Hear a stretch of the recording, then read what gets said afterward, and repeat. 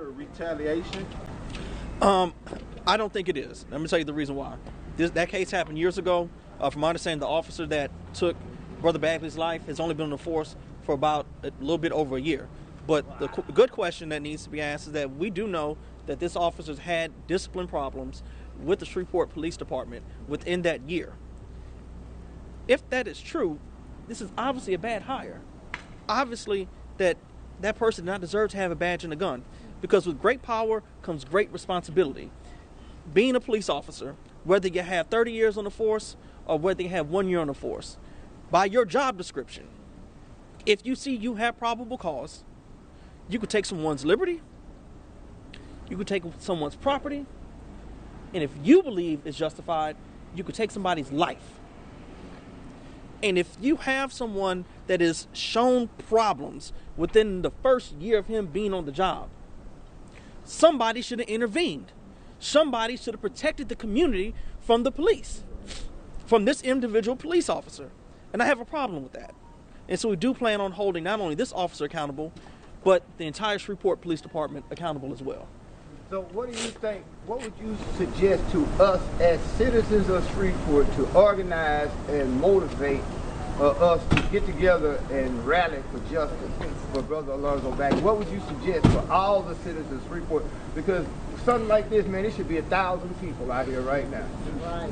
Listen, speak up, speak out, organize. Look, this is not the first time or last time we're going to talk to the press. This is not the first or last time we're going to march in the name of Alonzo Bagley.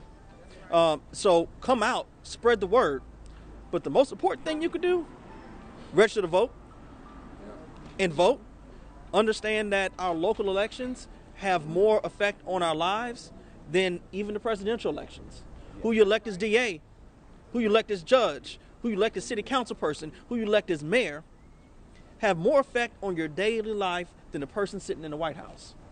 So the most powerful thing you could do is organize, register, and vote, and make sure these people that we are voting for have our interests at heart, have what we need. And listen, and what we're asking for today is basic decency. Common decency. Listen, you should not have to be the exceptional black man or woman to have common decency coming from law enforcement.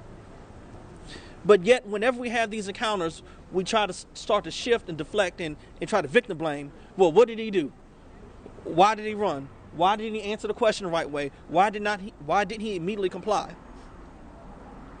None of those things are a death sentence. None of those things are a death sentence, but yet it tends to be a death sentence far too often.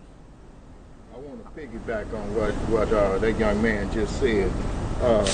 I think it's a black eye to us. In our neighborhoods, we have so many black churches passing the plate every Sunday, 2 and 3 times, 4 and 5 times for the pastor's anniversary, for the sister's anniversary and shit like that, but stuff like that. But now this has happened, and where are they? Where are the pastors? Where are they? Where are the preachers? Well, one more question. Now we know we got the mainstream media out here, and they will show us stuff that happens in Memphis and other places.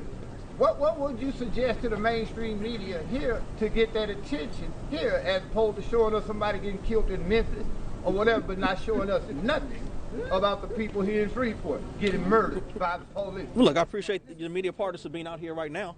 I think it's a start. I think you start always on a local level in pushing the message and pushing the word out that action is needed here. And so I'm very appreciative to all the news outlets that are here locally covering this. I do think that we will see a shift nationally once the video is released. Listen, the unfortunate thing, because this has become such a commonplace, like this is a common part in American culture right now, just like mass shootings. It just seems to be normalized that you're not going to get the national attention that you want until these videos are released.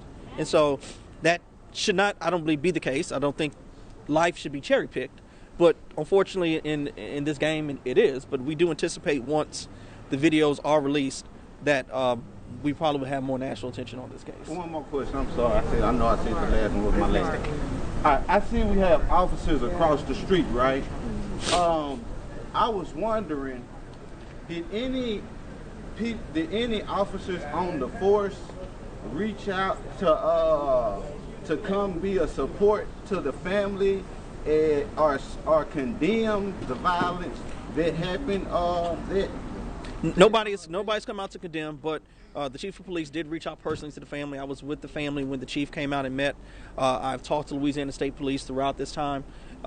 They've assured me that this is not going to be the old playbook, that this is going to be the new playbook that this is going to be done by. And listen, trust is a two-way street.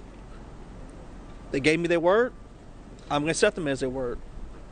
But the clock is ticking, and we're carefully watching.